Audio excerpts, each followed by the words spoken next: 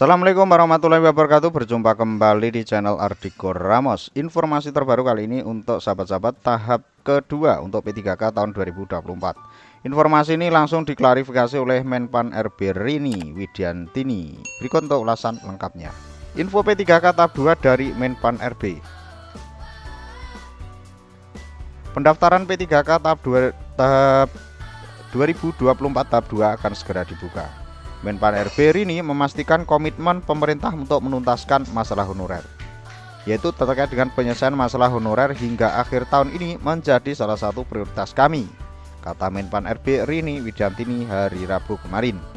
Saat ini pelaksanaan tahap 1 sudah selesai, namun untuk tahap 2 masih kurang sekitar 10 hari lagi.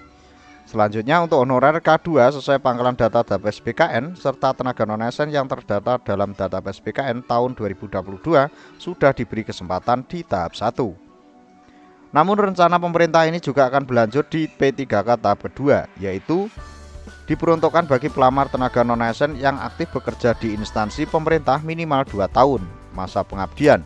Jadi tidak harus terdata di database BKN. Atau kawan-kawan yang masuk database BKN namun di clean sheet oleh BKN itu bisa mendaftar di PPK tahap kedua. Termasuk lulusan PPG untuk formasi guru di instansi daerah itu juga bisa mendaftar. Bagi calon pelamar seleksi P3K bisa mendaftar melalui portal https://sscsn.bkn.go.id sebagai situs resmi pendaftaran ASN secara nasional.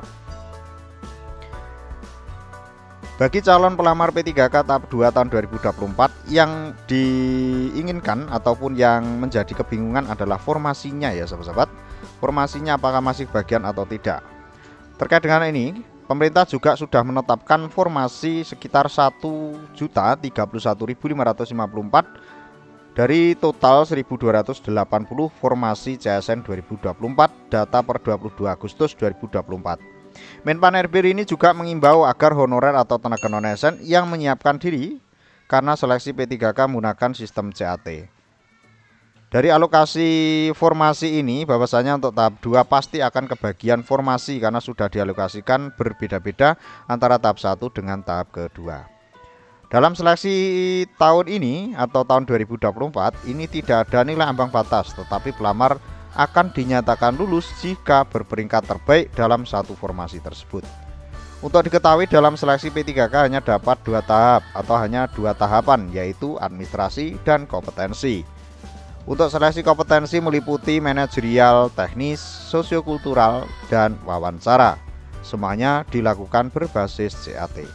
Bagi kawan-kawan yang masih bingung untuk melamar yang tidak ada formasinya di tempat kerjanya, bisa melamar di jurusan maupun di formasi yang linear dengan ijazahnya serta linear dengan pengalaman kerja. Karena beberapa waktu yang lalu klarifikasi banyak yang TMS karena untuk pengalaman kerja ini kurang dari 2 tahun ataupun tidak dicantumkan pengalaman kerja yang sesuai dengan formasi yang dilamar.